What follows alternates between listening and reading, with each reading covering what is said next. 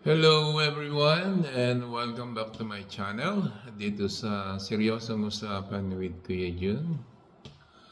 Bago ang lahat, nais ko munang magpasalamat sa aking mga subscribers. Lalong-lalo na yung sa mga bagong nag-subscribe lang. Maraming salamat. At sana patuloy kayong subaybay at susuporta dito sa aking munting channel. At doon naman sa mga hindi pa nakakapag-subscribe, subscribe na ho kayo upang sa ganun, sama-sama tayo dito sa Seryosong Usapan with Kuya Jun. Alright, ang ating topic uli sa ngayon ay itong si Amy Duterte. Hindi na Marcos ang apelyido nito, Duterte na. At kung nakaraan, ang usapan natin ay usapang Judas. Ngayon naman ay usapang ahas. So, bago yan ay atin munang panoorin at pakinggan itong kanyang press con at inilahad niya yung further findings daw niya sa isinagawa niyang hearing dyan sa committee niya. So siya, panoorin muna ho natin at tsaka natin siya bibigyan ng seryosong usapan. Okay. So, bago ang lahat, nagpapaumanin ako at wala na kasing time, May 1, alam naman natin holiday na. So, palibasa, andito ako sa Senate, naglabas na rin ako ng ilang findings, ang tawag ko further findings. Subalit naglabas na ako nung nasa Cebu nung Sunday, pero super tsaka ng sound, walang marinig at hindi magkaintindihan. So ipapaliwanag ko, once again, I would like to announce that the Committee on Foreign Relations has further findings following up on the preliminary findings initially issued several weeks ago. Matapos ang tatlong hearing, tatlo na naman ang aming findings at natuklasan. Unang-una, ang pag-aresto at pagsuko kay dating Pangulong Rodrigo Duterte sa ICC ay klarong may motibong politikal. May malinaw na pattern na kung saan may malalaking kaganapang pampolitika bago ang mahahalagang pahayag at aksyon ng administrasyon kaugnay sa ICC. Makaraang magsimulang magpahayag si PRRD ng mga batikos laban sa People's Initiative o sa pagpapalit ng ating saligang batas, sumagot ang ating Pangulo na ang Pilipinas ay isang open country at kikilos lamang ang gobyerno kung may illegal na gagawin ng ICC.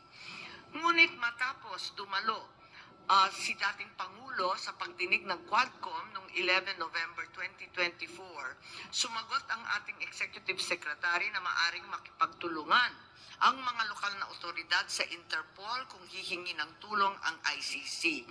Biglang nagbago ang tunog ng gobyerno. Matapos kumambyo ang ilang pro-administration congressmen tungkol sa impeachment labang kay VP Sara dahil sa napakalaking peace rally ng INC noong Enero 13, bumalikwas ang administrasyon sa pamagitan ng pagkatha ng Oplan Tugis or Operation Pursuit sa Ingles na rineport ng New York Times kasunod ng pahayag ng kalihim ng katarungan na bukas ang administrasyon makipag-usap na sa ICC tungkol sa ilang pamamaraan ng kooperasyon. Maliwanag ang pag-aresto kay dating Pangulo ay bahagi ng malawakang pagsisikap ng gobyerno na pabagsakin ang mga Duterte bago mag-2028 election pa. Ang unang malinaw na pagtangka upang pabagsakin ay sa pamamagitan ng PI na magsilbing panimula sa pagbabago ng probisyon ng ating konstitusyon para hadlangan makabalik sa 2028. Nang mabigo ito, nagmadali na siraan ang pangalan ng mag-ama. Noong Mayo 2024, sinimulan na ng Kongreso sa Committee ng Human Rights ang pagsisiyasat tungkol sa EJK, pinalawak noong Agosto 2024 at doon na nagmula ang pagbuo ng Quadcom. Dumating sa bansa ang mga kinatawan ng ICC noong October 2024. At sa tulong ng gobyerno, nakalap nila ang mga dokumentong kailangan para makakuha ng warrant of arrest. Samantalang nagsagawa ng sarili nitong investigasyon, ang DOJ naman hinggil sa EJK noong ika-4 ng Nobyembro sa pamamagitan ng kanilang Memo 778. Dahil nananatili pa ring banta si VP Sara kahit wala na ang tatay niya, nagsagawa naman ang Kamara ng investigasyon sa confidential funds ng OVP at sa huli, na-impeach si VP. Napatunayan ang motibong politikal na napag-aresto sa turnover kay PRRD sa pamamagitan ng mid-election final campaign sprint action plan ng Lakas CMD noong nagtipon-tipon ang matataas ng opisyal noong petsang 22 ng Abril. Nakaraang ilang linggo lamang, inilarawan ang mga nagawang mga Oplan Horus, isang operasyon na inilunsad noong Abril 2024 na naglalayong pabagsakin ang dalawang Duterte. Sa bahagi ng action plan, How to Attack, tinukoy ng ilang ahensya ng gobyerno, kabilang ang PNP, Kamara ng Kinatawan, sa nakipagtulungan ng dating Senador Antonio Trillanes upang tulungan ng ICC prosecutor makakuha ng warrant sa pag-aresto ng dating Pangulo. Binanggit din na nakuha ang kinakailangan boto para sa impeachment ni VP sa pamamagitan ng paggamit ng tinatawag na soft projects katulad ng AIX, AKAP at TUPAD. Doon naman sa bahaging following strategies and moves, tinukoy na kailangan pabilisin ang impeachment ni VP Sara at makakuha ang boto sa Senado sa pamamagitan na naman ng pamimigay ng proyektong for later release or yung mahiwagang FLR bilang gantimpala sa tamang bumotong mga senador. Ikalawa, may magkakaugnay na pagtatangkang pagtakpan ang mga detalye at motibo sa likod ng pag-aresto ng dating Pangulo. May cover-up. Habang nagpapatuloy ang unang pagdinig, tumanggi si DILG Remulla na magsalita. Tanungin siya tungkol sa panayam kay Pinky Webb, kung saan sinabi niya Ay, nako. Okay, at in-invoke pa ang hanggang executive dun lang ho una yung ating kukunin or kinuha dito sa press con nitong si Amy Duterte.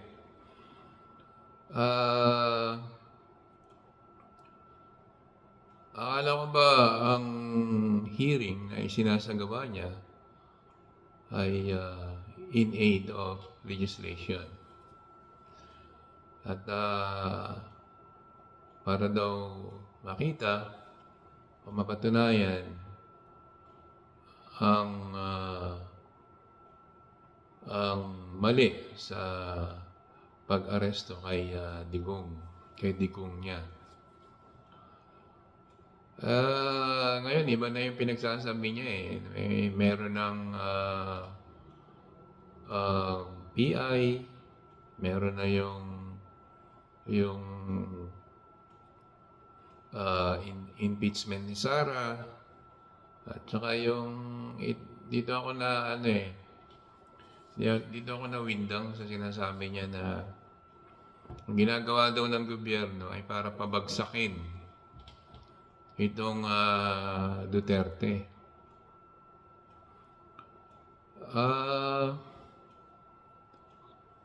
Hindi ko alam kung May pagka ano din 'to si ano, to si Senador Amy Duterte, eh. Concerned ka sa Duterte ng, na ang,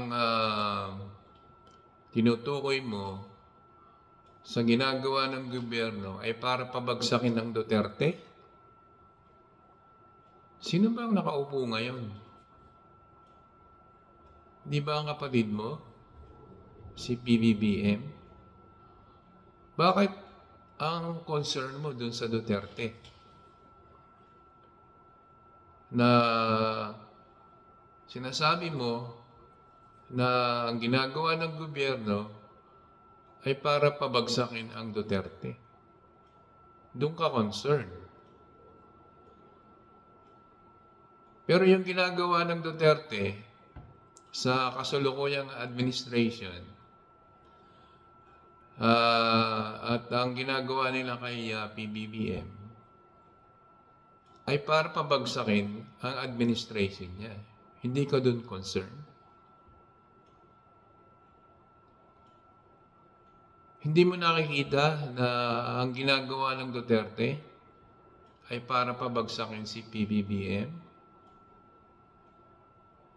Hindi mo yun nakikita? Sa ginagawa mong yan, Senador Amy Duterte, ay isa ka na sa gustong magpabagsak sa kasalukuyang administration. Lumalabas na ano ka na na anti-Marcos ka na. Kaya nararapat lang na itawag sa'yo ay Amy Duterte. Hindi ka na karapat-rapat na maging Marcos. O wag mo nang gamitin yung apelidong Marcos.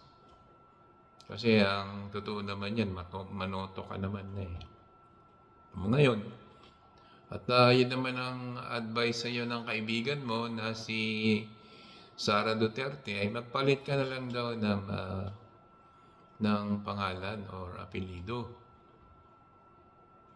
Bagay naman sa iyo yung Duterte. Kaya nababagay din sa iyo. Ang tawag sa iyo ngayon ay Senator Amy Duterte. Katulad yan, sa pinapalabas mong yan, sa press con mo.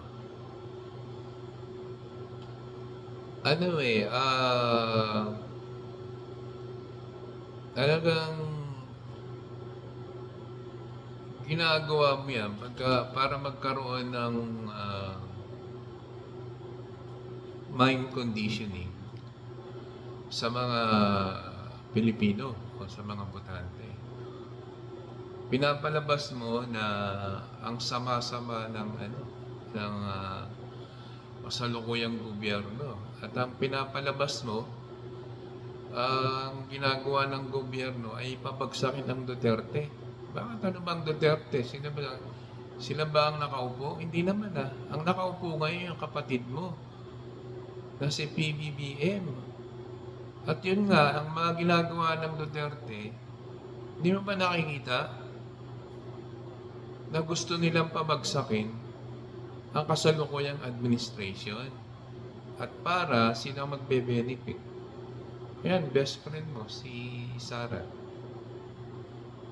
Kaya wala silang digil na kung ano-anong ibinato nila sa kapatid mo na si PBBM na mapabagsak siya. Pero mabuti na lang at hindi nag-workout yung mga ginagawa nila na planong pabagsakin ang gobyerno ng kapatid mo. Ngayon, ang sinasabi mo pa ngayon ay ang gobyerno ngayon ang gumagawa para pabagsakin ang Duterte mo? Talagang halata ka na anti-Marcos ka na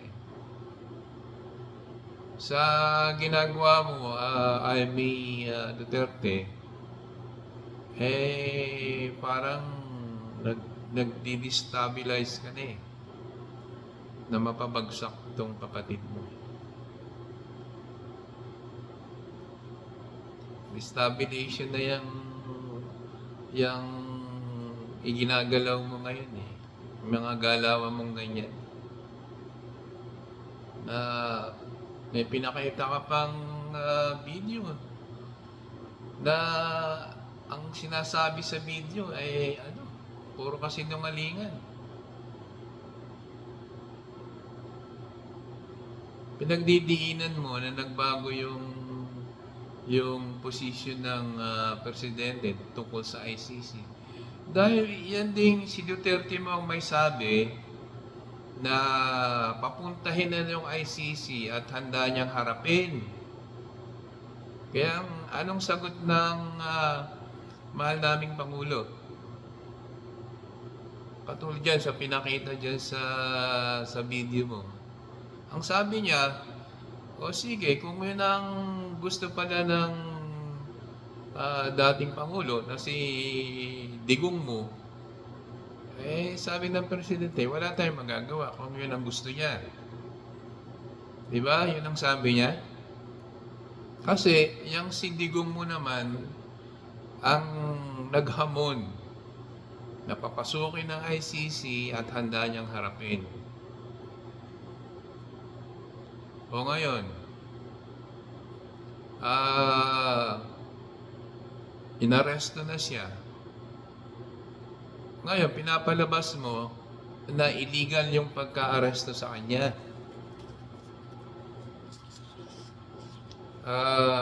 Sinasabi mo na tinangay at sinasabi mo na ipinamigay ang soberanya.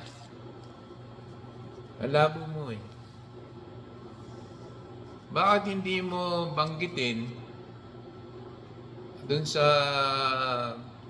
mga hearing mo yung dahilan, yung kaso na isinampa sa ICC? Bakit hindi mo binabanggit yun para mag-connect kung bakit siya naaresto at kung bakit siya nandoon ngayon sa The Hague? Hindi mo binabanggit yun Ang pinapalabas mo lang, hindi legal yung pagka-aresto kay Digong mo. At tinangay lang na basta-basta, pinamigay na lang siya. Ganun ang pinapalabas mo Hindi mo banggitin o i-connect yung dahilan na meron ng kaso na pinail na sa ICC.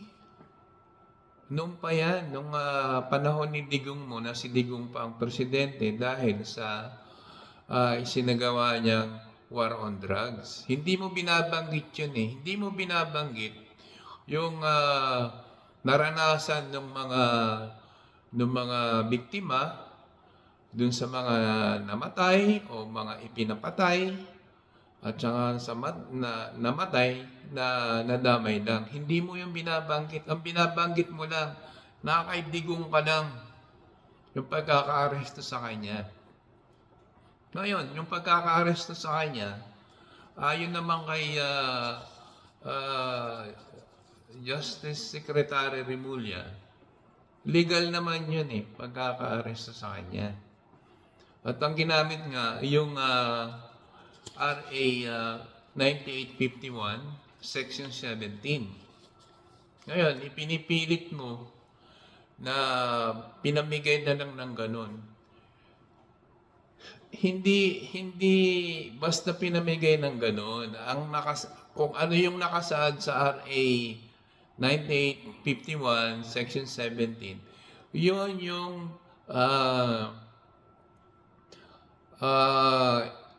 ipinatupad ng Justice Secretary.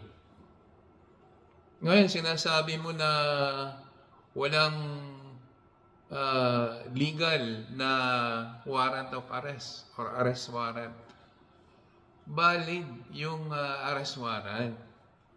At saka yung pag-aresto sa kanya, kay digong mo, ay valid. Ang ang ang ang kino-question mo ngayon ay bakit parang ipinamigay na lang na gano'n. Hindi 'yun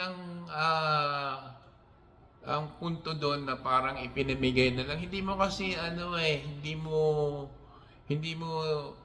hindi mo nililiwanag kung ano yung sinasabi sa 9851 Section 17 na pwedeng isurrender. Ngayon, ang pinapagpipilitan mo ay yung extradition. Pag yun kasi ang gusto mong mangyari, ay kailangan merong extradition treaty. Hindi nga yun ang in-apply sa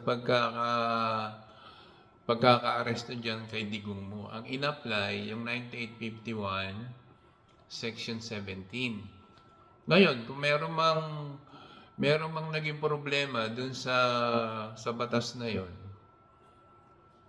dun nga nagkakatalo yung surrender at saka yung extradition. So, bagamat sinasabi ni former Justice Secretary na si Ascuna na parang yun na lang ang pinagbabatayan mo sa kanya, ang inaano niya doon, yun nga, yung Section 17 na medyo nagkakaroon ng pagkakalito doon dahil doon sa surrender at saka doon sa extradition. Ngayon, pinapalabas mo lang na pinamigay lang ang soberenya. Hindi soberenya ang nakataya doon. Ang nakataya doon, si digong mo lang. Kasi si digong mo may kaso na nakapile doon sa ICC. Hindi mo binabanggit kung ano yung dahilan kung bakit inaresto si digong. Hindi mo inaano yun para sana mag-connect Hindi mo binabanggit patungkol dun sa extrajudicial killing, patungkol dun sa mga naging biktima. Hindi mo binabanggit. Ang binabanggit mo lang si digong mo. Yung pagkaka-arrest na tinangay lang. Yan ang bukang bibig mo Talagang pinapalabas mo na para maniwala ang tao dyan sa pinagsasabi mo. Nakakasawa ka na Nakakasawa na yung ano mo. Ngayon, lumalabas na hindi ka lang Judas. Na isa kang ahas. Na ikaw na mismo ang gumagawa na para bumagsak o pabagsakin ang administration ng kapatid mo. Diyan sa ginagawa mong yan, may ano na yan may pagkaka-destabilize na intention yung ginagawa mo Kaya hindi na Judas ang nababagay sa iyo. Isa ka ng ahas. Dahil ikaw na mismo ngayon ang parang gumagawa na ng paraan para pabagsakin itong kapatid mo na si PBBM. Ayan ang gusto mong palabasin dyan sa sinasabi mong findings, further findings ng ginawa mong hearing dyan sa Senate. Kaya sige, i-recommenda mo sa ombudsman yung mga taga-executive para para makita na Na ang katangahan mo din. Akala ko ba napakatalino mo, sa ganyang galawan mo, tanga ka. Bukod sa hudas ka na, ahas ka pa. Yun lang ang masasabi ko dito kay Senador Amy Duterte. Magalit na ho ang magalit. Ganun ho ang nakikita ko dito sa pinagagawa ni Amy Duterte.